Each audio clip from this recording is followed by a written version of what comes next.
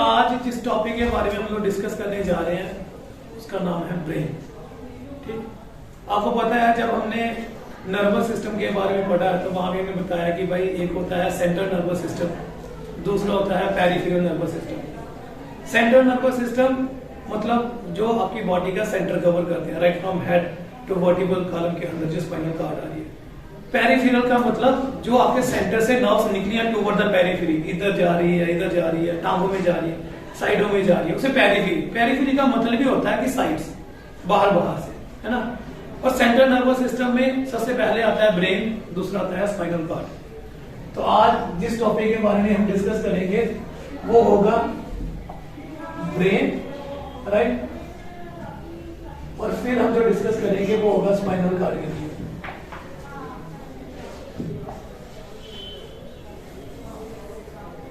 अब ब्रेन, आप सबको पता है कि ब्रेन की लोकेशन होती है आपके सर के ऊपर यहाँ पे, लेकिन एग्जैक्टली उसकी लोकेशन क्या है, उसका वेट क्या है, उसको किसी ने कवर किया होता है या नहीं किया होता, किसने उसको कवर किया होता है, ब्रेन के कितने पार्ट्स हैं, वो डिफरेंट पार्ट्स क्या क्या फंक्शन परफॉर्म करते हैं, वो सारा आज हम इस जो है लेक्चर में डिस्कस करेंगे। टॉपिक थोड़ा सा लंबा है तो आप बिल्कुल फोकस में रहिएगा। दैट इज वाई मैंने ये फुली क्लास आपकी यूटिलाइज की है इसी पर्पस के लिए। सो ब्रेन क्या है, जैसे मैंने पहले बता दिया, it is one of the component of central nervous system और ये प्रेजेंट होता है in the cranium of the skull. Skull के क्रेनियम में आपका ब्रेन प्रेजेंट होता है, जिसका वेट होता है 1220 टू 1400 ग्राम, मतलब अराउंड अबाउट 1 से 1.5 kg के बीच में। ठीक है, अप्रोक्सीमेट जो उसकी फिगर है। इसमें कितने न्यूरॉन होते हैं? 100 बिलियन न्यूरॉन, 100 बिलियन न्यूरॉन जो है, और majority of them occur in the brain. तो कहता है कि नर्वस सिस्टम में जो आपकी बॉडी में जो 100 बिलियन न्यूरॉन है उसमें मेजॉरिटी कहां पे ऑक्यूपाइड करके बैठी हुई है? ब्रेन में। और ये ब्रेन जो है it is covered by 3 membranes और मेनिंजेस, जिसे मैनिक्स भी बोलते हैं। तो आपके ब्रेन के बाहर एक कवरिंग है, उस कवरिंग को हम मेनिंजेस बोलते हैं, जिसका दूसरा नाम होता है Mannix. Mannix is a singular, तो मैनिंजेस हम प्लूरल में यूज कर रहे हैं। तो ये देखो इसकी बाहर की कवरिंग है, और कवरिंग में क्या दिखाया गया है?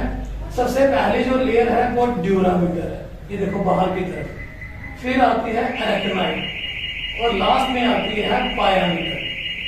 अगर आप रट्टा ना मारो तो आप इसे ऐसे याद कर सकते हो क्या? तो पहली है ड्यूरामीटर, दूसरी है एरेक्नाइड और तीसरी क्या है?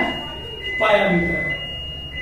ये जो सीधी सीधी कॉन्टिन्यूटी में नहीं होती। अगर मैं राइटली आपको बताऊं तो ड्यूरामीटर और उसके नीचे जो एरेक्नाइड है यहाँ सब ड्यूरल स्पेस होती है, और एरेक्नाइड और इसके नीचे जो आपको तीसरी लेयर दिख रही है पायामीटर, इसके बीच में भी सब एरेक्नाइड स्पेस होती है। ये जो बीच की स्पेस है इसे हम सब का वर्ड यूज करते हैं। सब का मतलब नीचे, तो ड्यूरामीटर के नीचे तो वो होगा सब ड्यूरा स्पेस, है ना। जब सब ड्यूरल, सब का मतलब नीचे, किसके नीचे? ड्यूरल के नीचे। ठीक है, ऐसे ही एरेक्नाइड के नीचे को हम बोलेंगे सब एरेक्नाइड, राइट। तो सब जब भी लग गया तो सबका मतलब उसके नीचे वाली लेयर। तो इन लेयरों के बीच में छोटी छोटी स्पेस है, और उन स्पेस को हम सब की कैटेगरी दे देते हैं सो एज टू इंश्योर कि आपको पता रहे, अब रट्टे ना मारो। तो ड्यूरा के नीचे सब ड्यूरल स्पेस, एरेक्नाइड के नीचे सब arachnid space. The sub arachnid space is filled with cerebrospinal fluid. कहता है कि भाई इनमें से जो सब एरेक्नाइड स्पेस है, मतलब एरेक्नाइड के नीचे, दैट इज ये वाली जो लेयर है, इसमें फ्लूइड होता है, और उस फ्लूइड को बोलते हैं सेरेब्रोस्पाइनल फ्लूइड। ये फ्लूइड कहां पे प्रोड्यूस होता है, क्या इसका फंक्शन होता है, ये हम बाद में डिस्कस करेंगे। लेकिन आप लेके चलिए कि भाई आपके ब्रेन के ऊपर जो कवरिंग है, उस कवरिंग के 3 हिस्से हैं, और उसका जो दूसरे हिस्से के नीचे जो जगह है, let's say this is the first, ठीक, ड्यूरा, देन एरेक्नाइड, देन पाया। इनके बीच में स्पेस है, देखो ड्यूरा के नीचे स्पेस है, एरेक्नाइड के नीचे स्पेस है। इस एरेक्नाइड के नीचे जो स्पेस होगा हम सब एरेक्नाइड स्पेस बोलेंगे, और इस स्पेस के अंदर होता है फ्लूइड जिसे हम सेरेब्रोस्पाइनल फ्लूइड बोलते हैं जो यहाँ पे होगा। कौन प्रोड्यूस करता है, क्या उसका फंक्शन है, that will be discussed later on. Then the membranous area between the cranial bones of the fetal skull are called as fontanelles। तो होता क्या है, बेसिकली आपने देखा होगा या नहीं देखा, जब भी कोई न्यू बॉर्न बेबी पैदा होता है, ठीक है, जहाँ वो 1, 2, 3, 4 महीने का अप टू 1 ईयर तक भी देखो, आप उसके सर को टच करना, आपको लगेगा इधर हड्डी है, इधर हड्डी है, बीच में बड़ा सॉफ्ट है ना, लाइक दिस। तो देखो ये जो जगह है ना, अभी यहाँ पे कंप्लीटली बोन्स आके जुड़ी नहीं होती, ये धीरे धीरे ग्रोथ करके ना ये कवर अप होती है। ये जो खाली एरिया है ये वाला, इसे हम फॉन्टिनल्स बोलते हैं। क्या बोलते हैं, फॉन्टिनल्स बोलते हैं। तो the membranous area, it means ये मेम्ब्रेन का बना हुआ है। There is no word called as bony, यहां हमने कोई बोन वर्ड यूज नहीं किया, हमने बोला मेम्ब्रेनस एरिया है बिटवीन द क्रेनियल बोन, कि भाई साइड में तो क्रेनियल बोन है, लेकिन बीच में जो मेम्ब्रेन का एरिया है उसे हम फॉन्टिनल बोलते हैं। सो इससे पहले आपने कभी बच्चों का चेक किया होगा तो आपको लगे पता नहीं क्या क्या, उससे ज्यादा प्रेस करना भी नहीं होता, डॉक्टर भी मना करते हैं, बिकॉज वो मेम्ब्रेनस एरिया है, वहां से ब्रेन इतना ज्यादा प्रोटेक्टेड नहीं रहता। साइडों में क्योंकि छोटा बच्चा नाजुक हड्डी है, साइडों में बन रही है, इधर टाइम टेकिंग प्रोसेस है। तो ये मैंने ऐसे दिखा दिया, अगर कभी गलती से वैसे आएगा नहीं, लेकिन इन केस अगर आ जाता है कभी नीट में तो आपको पता हो ये होता क्या है, राइट।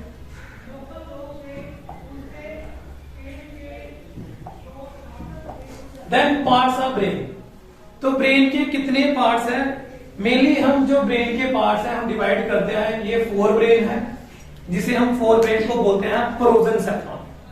ठीक, सेफ्लॉन का मतलब होता है ब्रेन, हेड के रीजन में जो ब्रेन है उसे सेफ्लॉन बोलते हैं। तो प्रोजन मतलब पहले, देन मिड ब्रेन जिसे मेसन सेफ्लॉन बोलते हैं, देन हाइड ब्रेन जिसे रोम्बन सेफ्लॉन बोलते हैं। ये रोम्ब लिखा हुआ है, बेसिकली EN इसके साथ है, तो ये रोम्बन सेफ्लॉन है। इसी तरीके से प्रोजन सेफ्लॉन अलग हो गया, ये प्रोजन था, राइट। ये गलती से यहाँ पे मेरे से वो स्पेस का बटन दब गया हुआ है, इट इज प्रोजन, तो सेफ्लॉन अलग है, ये याद रखना। यहाँ पे आप ये समझ के चलो, प्रोजन और सेफ्लॉन के बीच में स्पेस होनी चाहिए थी, इसी तरीके से मेसन और सेफ्लॉन के बीच में स्पेस होनी चाहिए थी, इसी तरीके से रोम्बन और सेफ्लॉन के बीच में स्पेस होनी चाहिए थी, राइट। तो ये नाम है प्रोजन, मेसन एंड रोम्बन, ठीक है। प्रोजन 4 ब्रेन, जब 4, मेसन मिड एंड रोम्बन लास्ट वाला जो ब्रेन का पार्ट है। आगे हम इनके फिर से हिस्से करते हैं। 4 ब्रेन के जो हिस्से हैं इसे आप इस तरीके से याद कर सकते हो, OCD, ठीक है। इवन मैंने भी अपने टाइम में जब याद किया था तो ऐसे ही किया था, OCD, क्योंकि ब्रेन के बड़े सारे पार्ट्स हैं, हम इनके नाम जो है अक्सर गलती खा जाते हैं, तो आपने इसके नाम याद रखने हैं, olfactory lobe, cerebrum and diencephalon. Then midbrain जो है वो बना हुआ है कार्पोरा क्वाड्रिजिम्ना एंड क्रूरा सेरिब्री, दोनों C से है, corpora quadrigemina and crura cerebri. Then hindbrain में है cerebellum, pons Varolii and medulla oblongata. Mostly जो बच्चे कंफ्यूज होते हैं वो सेरिब्रम और सेरिबेलम में कंफ्यूज होते हैं, तो याद रखना ये सेरी वर्ड सेम है, लेकिन एक में सेरिब्रम है और दूसरे में क्या है, सेरिबेलम है। तो दोनों के काम भी अलग हैं, दोनों के स्ट्रक्चर भी अलग है, दोनों की लोकेशन भी अलग है, और ऑब्वियसली बात है जैसे मैंने बता दिया इनके फंक्शनल एस्पेक्ट भी अलग अलग है। तो ये एक ब्रॉडर कैटेगरी है, जहां मैं फिर से दिखा रहा हूं आपको कि ब्रेन को हम अलग अलग हिस्सों में डिवाइड करते हैं, फर्दर उसके अलग अलग कंपोनेंट हैं। तो सबसे पहले प्रोजन सेफ्लॉन है। प्रोजन सेफ्लॉन में हम लोग बोलते हैं ये ऑल्फैक्टरी लोब, ठीक, देन सेरिब्रम, देन डाइसेप्लॉन, देन आता है आपका मिड ब्रेन या मेसन सेफ्लॉन। इसमें हम 2 बार C को डिस्कस करेंगे, कार्पोरा क्वाड्रिजिम्ना एंड क्रूरा सेरिब्री। फिर तीसरा पार्ट आता है जिसे बोलते हैं हाइंड ब्रेन। हाइंड ब्रेन में फिर से 3 कंपोनेंट है, सेरिबेलम, देन पोन्स मैरुलाई, और थर्ड आता है मेडुला ऑब्लोंगेटा। सबसे पहले ऑल्फैक्टरी लोब, और ऑल्फैक्टरी लोब जैसे मैंने पहले बोल दिया ये 4 ब्रेन का पार्ट है। इट मींस हमने 4 ब्रेन को शुरू कर दिया है, और 4 ब्रेन का जो पहला कंपोनेंट है जिसे हम बोलेंगे कि वो ऑल्फैक्टरी लोब है, ठीक। तो हमने 4 ब्रेन में क्या पढ़ा था, ये कौन कौन से होते हैं? Olfactory lobe, cerebrum and diencephalon. तो हम ऑल्फैक्टरी लोब को डिस्कस करने जा रहे हैं। ऑल्फैक्टरी लोब ऑल्फैक्शन में काम आता है, पहले बता देता हूं, जो आप स्मेल करते हो, खुशबू देते हो, है ना। तो ये क्या होता है? ये क्लब शेप है, क्लब शेप है, मतलब जैसे आपका रैकेट होता है ऐसे, जो लॉलीपॉप जैसा। तो क्लब शेप ये स्ट्रक्चर है the olfactory lobe. Each lobe consists of two parts, anterior called as olfactory bulb and posterior olfactory tract. देखो मैंने ऐसे डाला, ये जो लॉलीपॉप जैसा स्ट्रक्चर है, जो रैकेट जैसा स्ट्रक्चर है, जो एंटीरियर है इसे हम बल्ब बोलेंगे, olfactory bulb, और जो पोस्टीरियर है इसे olfactory tract बोलेंगे। ठीक, olfactory bulb और olfactory tract। तो ऑल्फैक्टरी बल्ब है और ऑल्फैक्टरी ट्रैक्ट है, ये दो इसके हिस्से हैं। They are fully covered by the cerebral hemisphere. तो कहता है कि भाई ये जो सोचो ये है ऑल्फैक्टरी बल्ब और olfactory tract, that is olfactory का जो पूरा कंपोनेंट है। तो ये क्या होता है? ये कवर होता है बाय मीन ऑफ सेरिब्रम। आप ऊपर से इसे देख नहीं सकते, आप इसकी नीचे की साइड से देख सकते हैं, राइट। तो ये कहता है कि ये these are fully covered by the cerebral hemisphere. तो कहता है कि ये पूरा सेरिब्रल हेमिस्फीयर से कवर होता है, आप ऊपर से इसे नहीं देख सकते, आप इसे जब भी देखोगे नीचे की साइड से। और ये किसके लिए काम आता है? जैसे मैंने बोला था ऑल्फैक्शन में, दैट इज स्मेल के लिए। हमें ये जो है ना इतना हाईली डेवलप होता है ना रूडिमेंट्री होता है। अगर हम बर्ड्स की बात करें तो ये नहीं के बराबर है, सॉलिड स्ट्रक्चर है, कोई काम का इतना खास होता नहीं, because birds do not rely on the ability of smell. लेकिन अगर हम डॉग की बात करें, वो मोस्टली स्मेल यूज करते हैं, उनमें ये वेल डेवलप होगा। ह्यूमन में ना हाईली डेवलप है ना हाईली रूडिमेंट्री है, तो ऐसे मीडियम का टाइप ये बना होता है।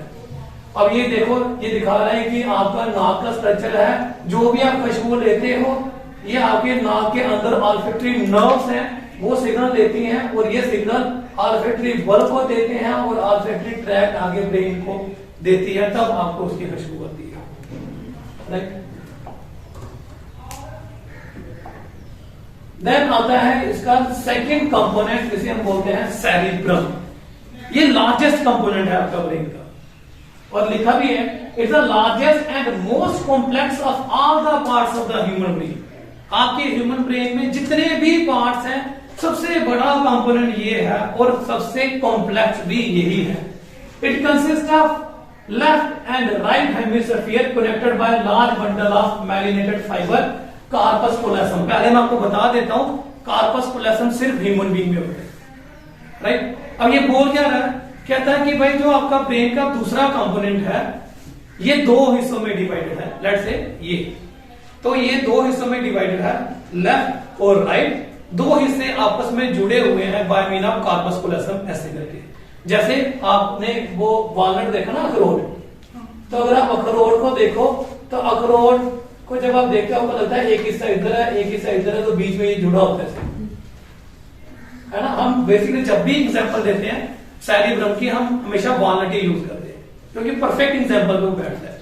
तो जैसे आपका वॉलनट है, मतलब अखरोट है, अखरोट के दो हिस्से सेंटर में जुड़े होते हैं, तो इसी तरीके से कहता है ये सेरिब्रल हेमिस्फीयर है, ये सेरिब्रल हेमिस्फीयर है। हेमिस्फीयर का मतलब आधा, तो सेरिब्रम पूरा हुआ, सेरिब्रल हेमिस्फीयर मतलब आधा। तो left cerebral hemisphere, right cerebral hemisphere, they are connected with each other by mean of corpus callosum. तो कहता है कि ब्रेन दैट इज सेरिब्रम, मैं बार बार फिर से रिपीट कर रहा हूं, cerebrum largest most complex part of the brain, it divided into two parts, left lobe and right lobe. चूंकि इसका नाम सेरिब्रम है, हमने लेफ्ट लोब का नाम दे दिया left cerebral hemisphere, right lobe का नाम दे दिया right cerebral hemisphere, and both of the lobe are connected with each other by mean of corpus callosum, and it's the characteristic feature of human being, that is the presence of corpus callosum. Anteriorly, the corpus callosum is folded back to form that genuinely। तो कहता है कि anterior side से corpus callosum जो है वो folded होता है टू फॉर्म जेन्युइन। इधर शायद दिखाया मैंने या नहीं, तो चलो मैं ऐसे दिखा देता हूँ। तो ये कार्पस कोलेसम है जो आगे से फोल्डेड होगा, और जो फोल्ड का हिस्सा बनेगा उसे हम जेन्युइन बोलते हैं, और पोस्टीरियरली ये फोल्ड जो बनेगा उसे फॉरेनिक्स बोलते हैं इस तरीके से। तो कॉर्पस कोलोसम एंटीरियरली और पोस्टीरियरली फोल्डेड है। Let's say this is the hand, तो आगे से भी फोल्डेड है, पीछे से भी फोल्डेड है। आगे की साइड के फोल्ड को हम बोल देंगे जेन्यू और पीछे के फोल्ड को हम लोग क्या बोल देंगे, फॉर्निक्स।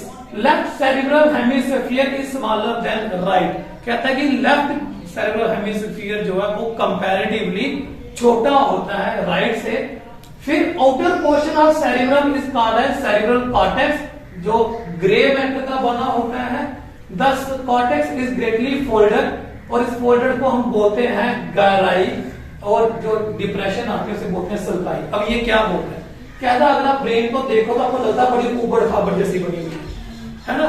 तो ये ऊबड़ खाबड़ लगा लो, जैसे ये फिंगर्स है, तो मैं फिंगर्स को ऐसे करके दिखाता हूं। तो ये फिंगर की एलिवेशन और दो फिंगरों के बीच में डिप्रेशन है, इस तरीके से elevation depression, elevation depression, elevation depression, इस तरीके से आप देखो ऊपर नीचे ऊपर नीचे ऊपर नीचे, इस तरीके से ये बना हुआ है।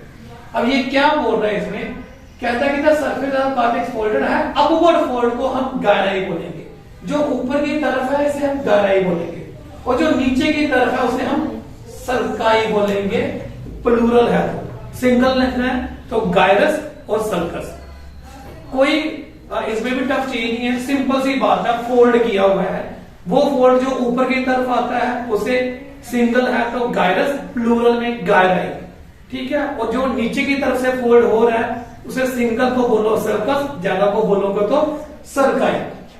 Beneath the gray matter, there are present million of medullated nerve fiber called as white matter. तो ग्रे मैटर के नीचे व्हाइट मैटर होता है। अब ग्रे मैटर और व्हाइट मैटर को भी हम लोग डिस्कस करेंगे अलग से टॉपिक में, क्योंकि यहां डिटेल में आया तो वो भी निकल जाएगा।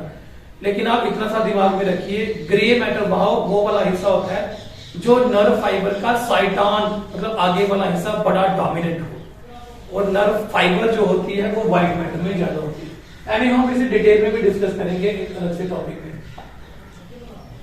देन लोब ऑफ सेरिब्रम, क्योंकि मैंने पहले ही बोल दिया कि सेरिब्रम काफी बड़ा है और कॉम्प्लेक्स है, तो बाकी पार्ट हम छोटे छोटे में खत्म कर देंगे, लेकिन सेरिब्रम थोड़ा सा लेंथी है।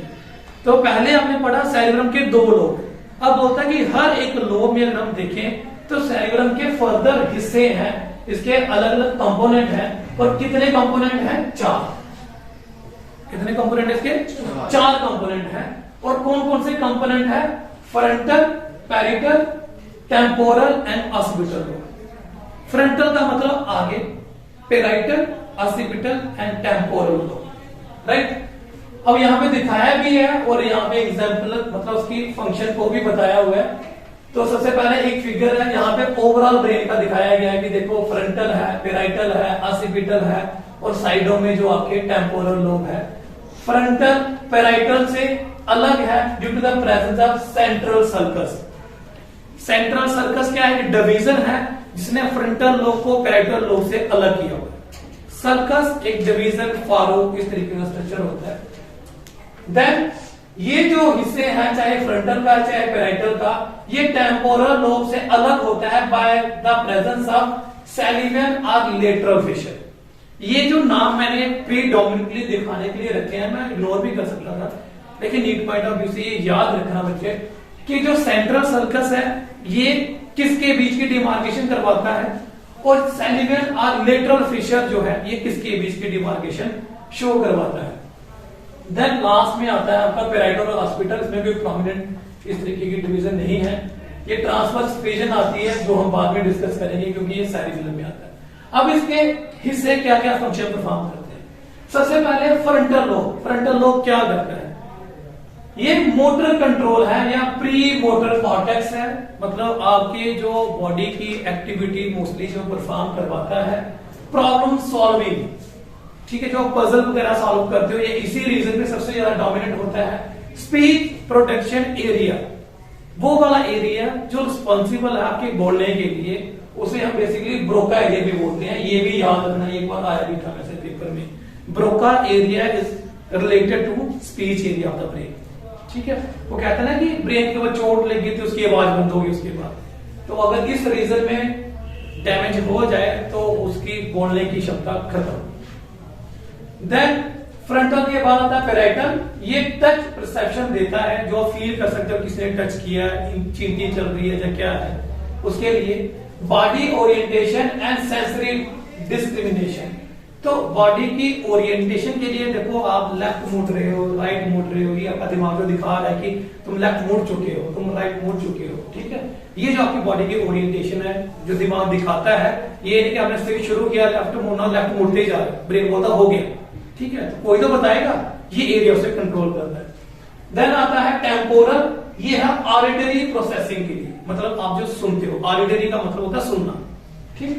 देन लैंग्वेज कॉम्प्रिहेंसिव, तो जो लैंग्वेज को बोल पाते हो, एक तो स्पीच एरिया है, एक होता है लैंग्वेज को, है ना, स्पीच को आप कुछ भी बोलो, लैंग्वेज पर्टिकुलर जो आपका बोल्ड है, उसके लिए उसे हम क्या बोलते हैं, वैलिड एरिया भी बोलते हैं। दूसरा मेमोरी और इंफॉर्मेशन रिट्राइवल, आपकी ज्यादा चीजें, इधर चोट लगी तो गई मेमोरी लॉस, भूल गया ये कौन था।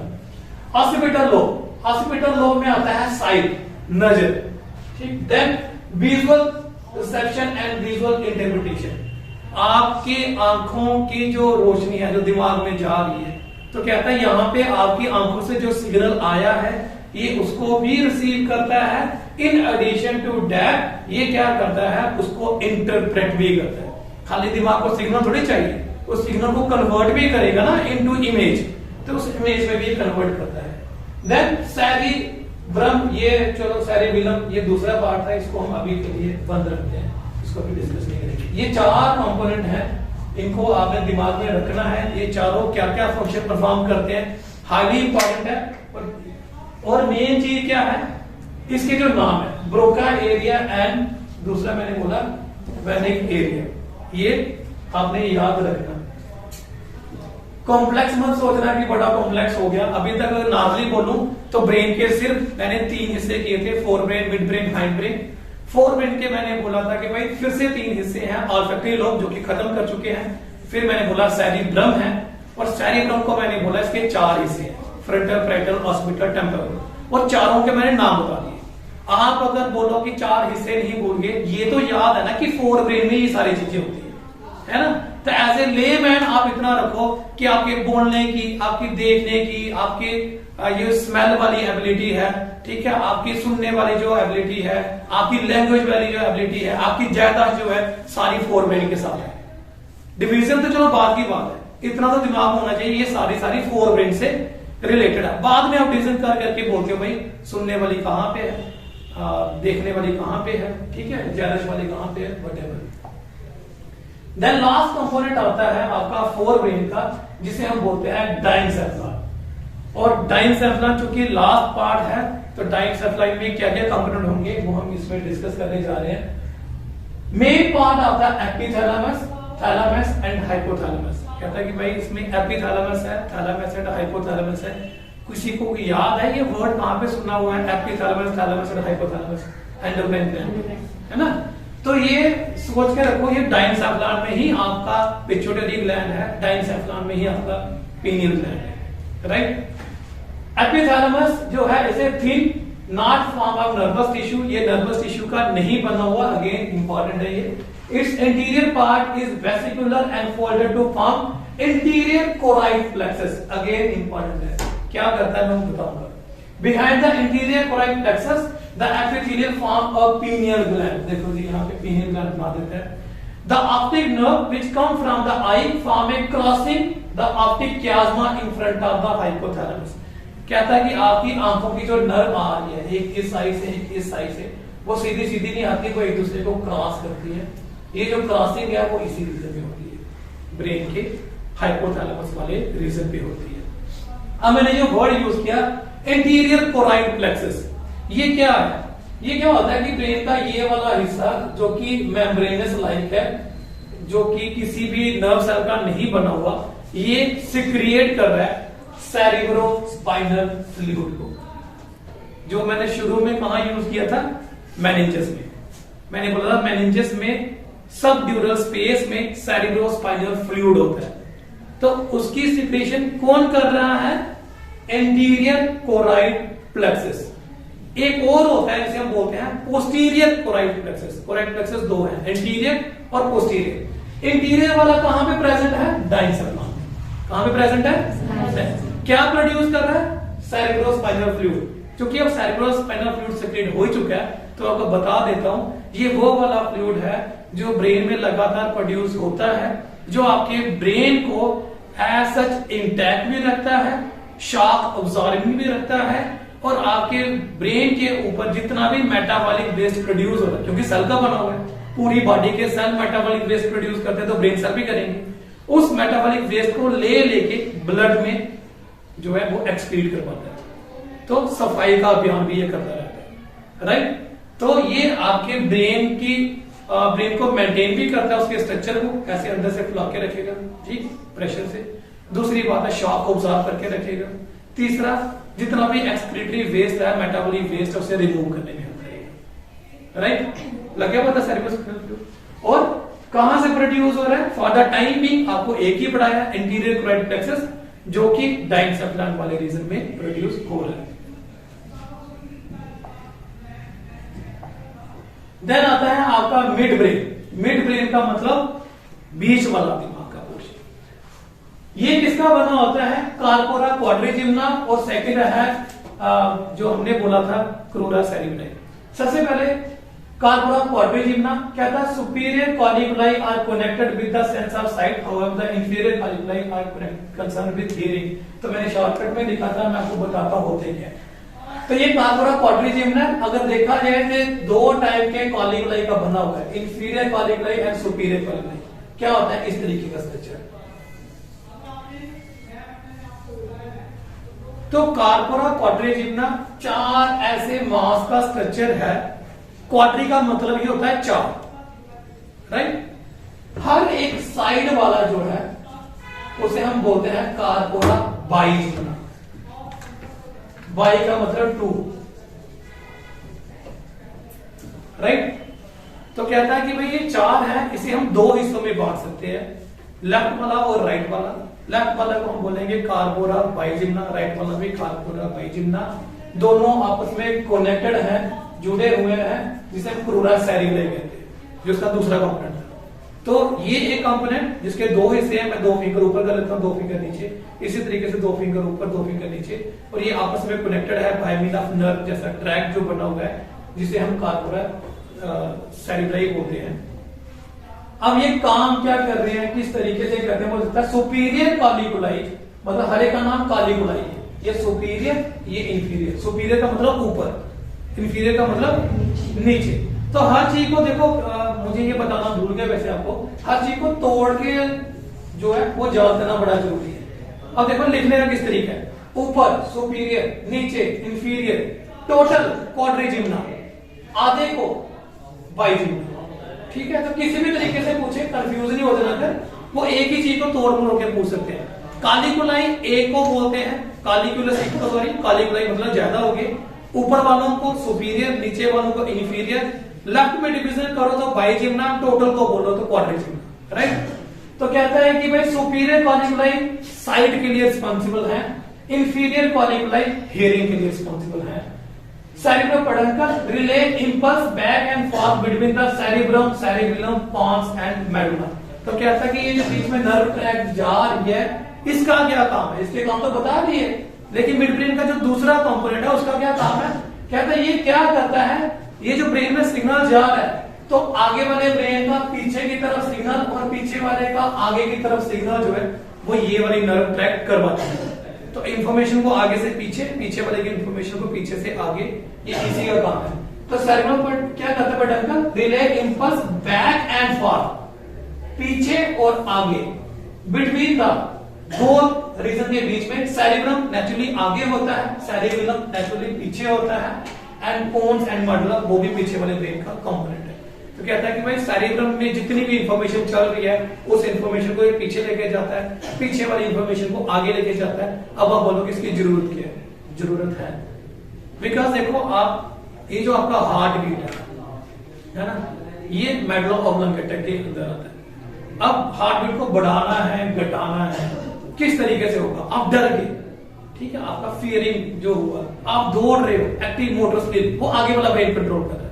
जब आप दौड़ रहे हो, आपकी हार्ट बीट बढ़नी चाहिए, वो हार्ट बीट तो पीछे वाला ब्रेन कंट्रोल कर रहा है। तो कौन सिग्नल देगा? कोई चाहिए ना, जो बोले भाई मैं दौड़ने लगा हूं, बॉडी दौड़ रही है, हार्ट बीट को रेज करो, तो हार्ट बीट को रेज करने वाला सेंटर तो पीछे है, तो कुछ चाहिए जो आगे का सिग्नल पीछे लेके जाए, वो सिमिलरली पीछे की कोई चीज हो रही है उसके सिग्नल को आगे लेके आए, ओवरऑल ब्रेन में कोऑर्डिनेशन रहे, राइट। तो ये उसके लिए रिस्पॉन्सिबल होता है। देन लास्ट कंपोनेंट आता है हाइंड ब्रेन का, क्योंकि ये फिर से 3 कंपोनेंट में डिवाइडेड है, तो आप इसे फिर से याद रखिए। उसमें सेरिब्रम था, इसमें सेरिबेलम है, ठीक। इसमें पोन्स बैरोलाई है, पोन्स का मतलब होता है ब्रिज, ठीक। देन मेडुला ऑब्लोंगेटा, तो मेडुला ऑब्लोंगेटा को हम बोलते हैं छोटा ब्रेन, ठीक, छोटा दिमाग। तो सेरिबेलम सेकंड लार्जेस्ट कंपोनेंट है ब्रेन का, सेरिब्रम पहला largest, cerebellum second largest component है ब्रेन का, consist of 2 lateral cerebral hemisphere. तो दोनों में सिमिलैरिटी देखो, वो भी लेफ्ट एंड राइट लोब में डिवाइडेड था, ये भी लेफ्ट और राइट लोब में डिवाइडेड है, सिर्फ ब्रम और विलम ये डिफरेंस आ रहा है for the timing. Shape for the Burmese, ये क्या होता है कि ये दोनों आपस में जुड़े होते हैं by mean of vermis. Cerebrum आपस में कैसे जुड़े थे? कार्पस्कुलेशन की वजह से, ये आपस में जुड़े होते हैं बाय मीन ऑफ बर्मिस, ठीक है। इनको जोड़ने वाला क्या है? बर्मिस है। Grey matter on the outside comprising 3 layer of cell and fibre, the middle layer contain characteristic large, इसको इतनी जरूरत नहीं है, वैसे इग्नोर कर सकते हो। द सेरिबेलम करता क्या है? Control rapid muscular activities such as running, आप दौड़ रहे हो, typing and even talking. All activity of the cerebellum are involuntary, ये सारी एक्टिविटी जो आप जानबूझ के नहीं करना चाहते हो, इनवॉलंटरी करना चाहते हो, but may involve learning in their early stages. तो ये लर्निंग भी इन्वॉल्व करता है आपकी अर्ली स्टेजेस में। अल्कोहल जो है वो इफेक्ट करता है सेरिबेलम को, ये इसके नीचे आ चुका है। तो अल्कोहल सेरिबेलम को इफेक्ट करता है, जिसकी वजह से आपका कोऑर्डिनेशन खराब हो जाता है, तो लंगड़ा के गिरते फिरते चलते रहते हैं, जिन्हें शराबी होती है। तो इसका मतलब ये आपकी बॉडी को कोऑर्डिनेट करने में भी हेल्प करता है, राइट। तो यहाँ पे देख लीजिए, बड़ी जो खास है वो है इनवॉलंटरी एक्शन आपकी बॉडी के, यही कंट्रोल करता है। जैसे मैं अभी बोल रहा हूँ, चलते चलते इधर मैं किसी भी बच्चे के ऊपर ऐसे, वो आगे देख रहा है, मैं पिंच बोलता हूँ, वो ऐसे करके अपना रिस्पॉन्स शो करे, दैट इज इनवॉलंटरी रिस्पॉन्स, ठीक है। उसने डिसाइड नहीं किया था कि मैं ऐसे ही करूंगा या करूंगी, ठीक। तो वो जो एकदम से रिस्पॉन्स आया वो इनवॉलंटरी रिस्पॉन्स था, जो आपकी विल के अनुसार ही था, ब्रेन ने एकदम से रिएक्ट किया, ये हिस्सा भी उसे कंट्रोल करता है। Then pons varolai, it is situated in front of the cerebellum, below the midbrain and above the medulla oblongata. ये देखिए pons varolai। तो कहता है कि भाई ये बिलो द मिडब्रेन है, मिडब्रेन के नीचे है, लेकिन मेडुला ऑब्लोंगेटा के ऊपर है। तो दिख भी रहा है ये मिडब्रेन का हिस्सा है, ये मेडुला ऑब्लोंगेटा का हिस्सा है, तो नेचुरली बात है इन बिटवीन द टू है ना। यहाँ पे मैं थोड़ा इरेज कर देता हूँ, आपको याद रखे, पता चले। ये मिड ब्रेन का हिस्सा है, ये मेडुला ऑब्लोंगेटा है, तो पोन्स वेरोलाई बीच का हिस्सा है। It consist of nerve fibre, ये नर्व फाइबर क्या है? Which form a bridge between the 2 hemisphere of the cerebellum and of fibre which pass between the higher level of brain and the spinal cord. ये responsible है pneumotaxic centre के लिए। तो पोन्स का मतलब ब्रिज, तो ये ब्रिज है जो कि किसके लिए रिस्पॉन्सिबल है? ये रिस्पॉन्सिबल है नीमोटैक्सिक। नीमोटैक्सिक होता है, सुना कभी नीमोटैक्सिक? रेस्पिरेशन में नहीं पढ़ा था।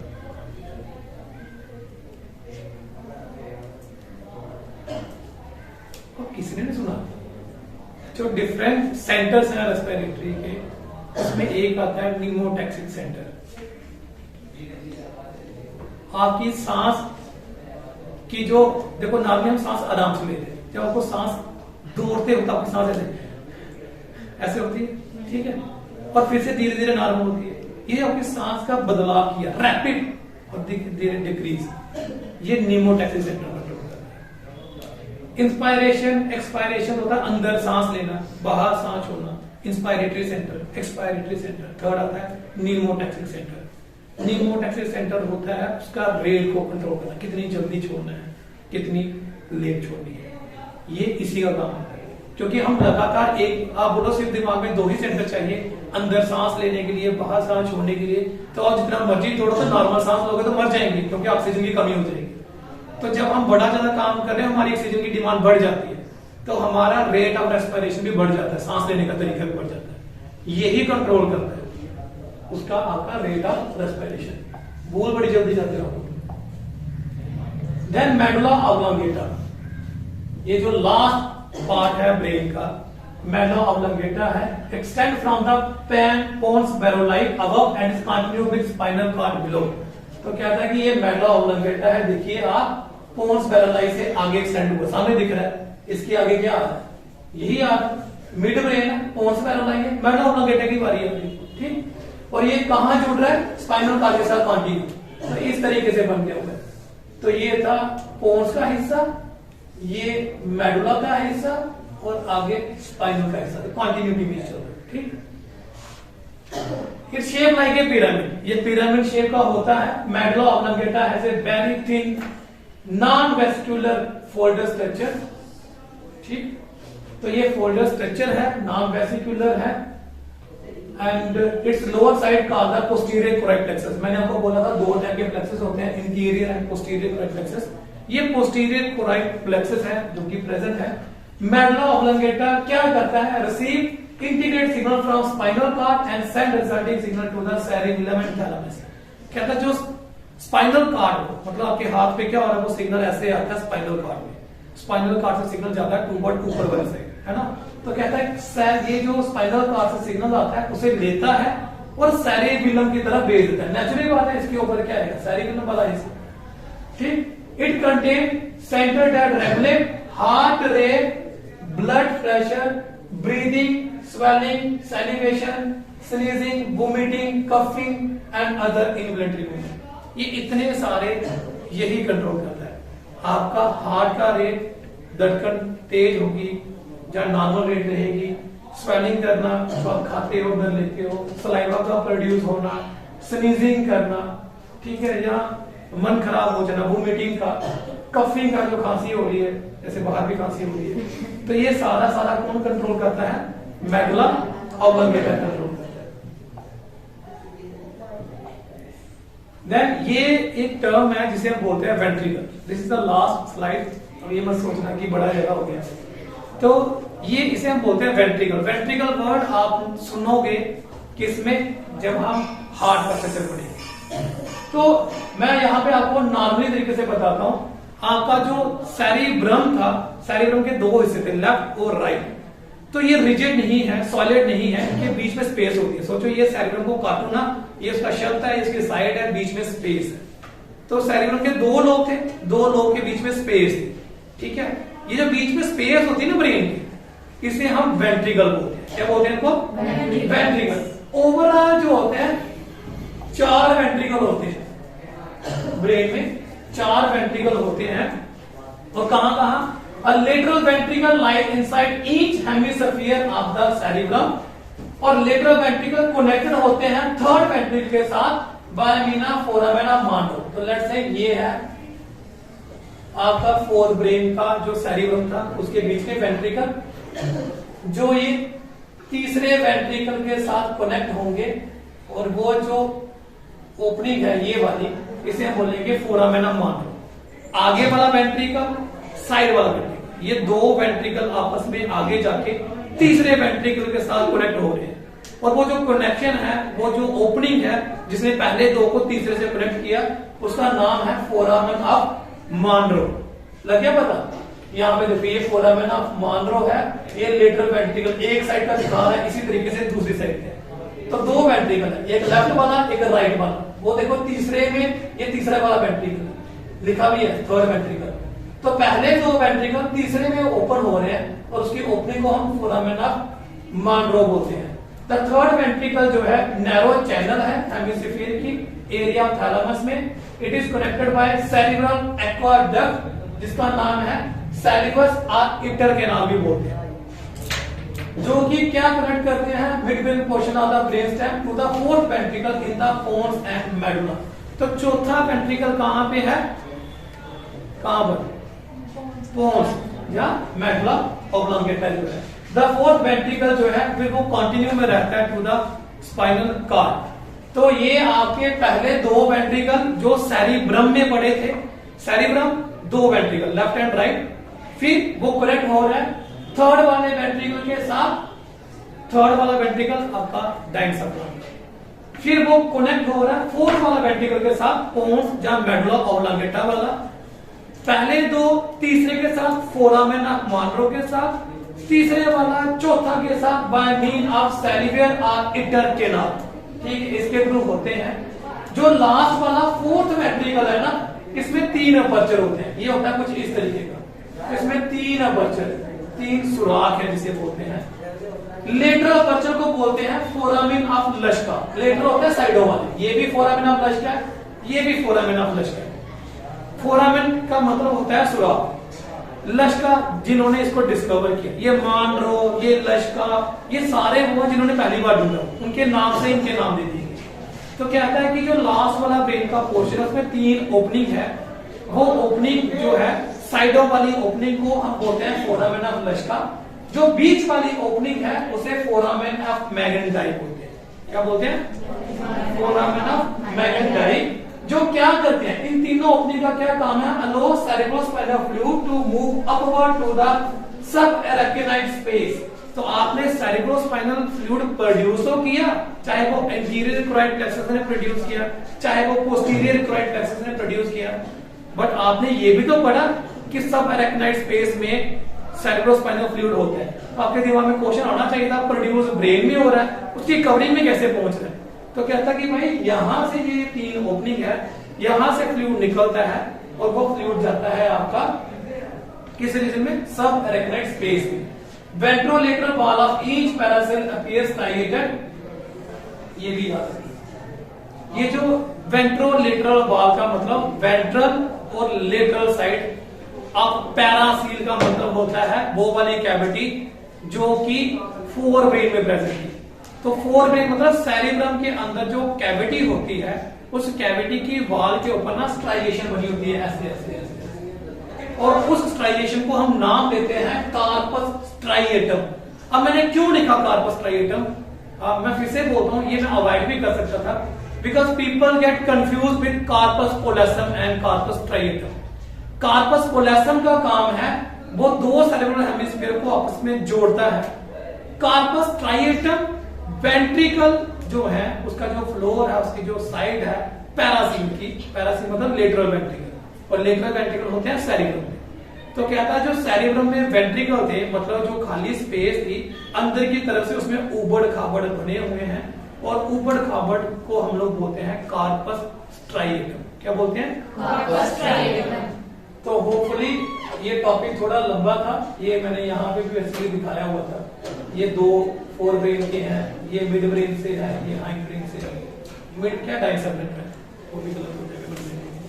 तो that was all about brain. काफी लंबा है, हम इसे एक बार फिर से भी डिस्कस करेंगे एस्पेक्ट टाइप पे, लेकिन एक बार मुझे लग रहा था कि गो थ्रू में चले जाएं, उसके बाद बारी बारी से फिर से हम टच दे सकते हैं। ठीक है।